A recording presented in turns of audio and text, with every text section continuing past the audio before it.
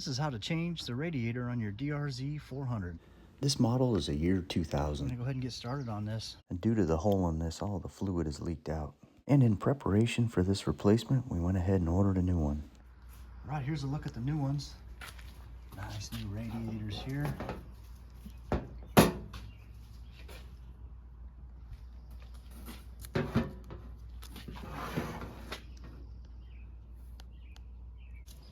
Here's who makes it. It's GPI Racing. They're high performance radiators.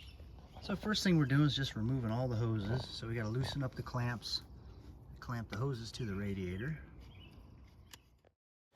Now we're just loosening all the other pipe clamps and hoses, and kind of had to help the hose with some channel locks just to kind of loosen up and break the seal from the rubber to the radiator there. And really kind of just being real gentle with those channel locks. All we're doing is just using it to break the seal. Next, we're going to remove that plastic debris deflector there. That protects the radiator fins from getting hit by rocks and dirt. But we need to remove that so we can access the mounting screws. So I just took a little punch and punched it through the hole right there, just to barely punch it through that hole. I don't want to push too hard on it and snap the plastic. But those just come right off. Now we'll be able to access the screws. You can see it's on shock mounts there, those rubber grommets. Helps with vibration. You're just loosening those, and then the pieces come right off.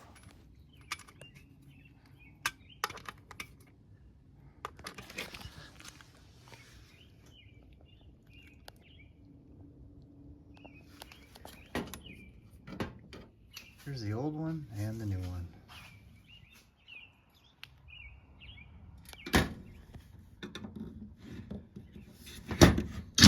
There we go, perfect. So that shock mount here is just going to go right in this hole there. We just put the new shock mounts and the insert on the new pieces right there. Just popped them in. Same with this one.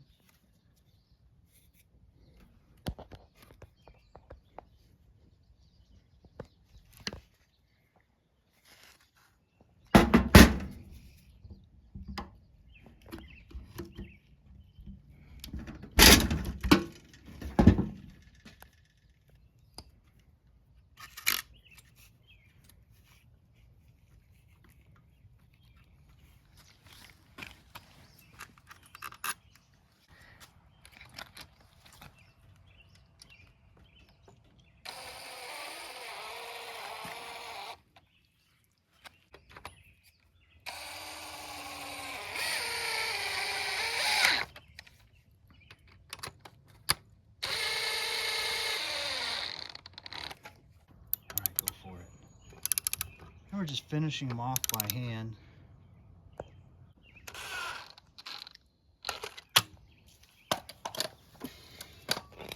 Now that we got everything mounted and tight, it's time to hook all the hoses back up.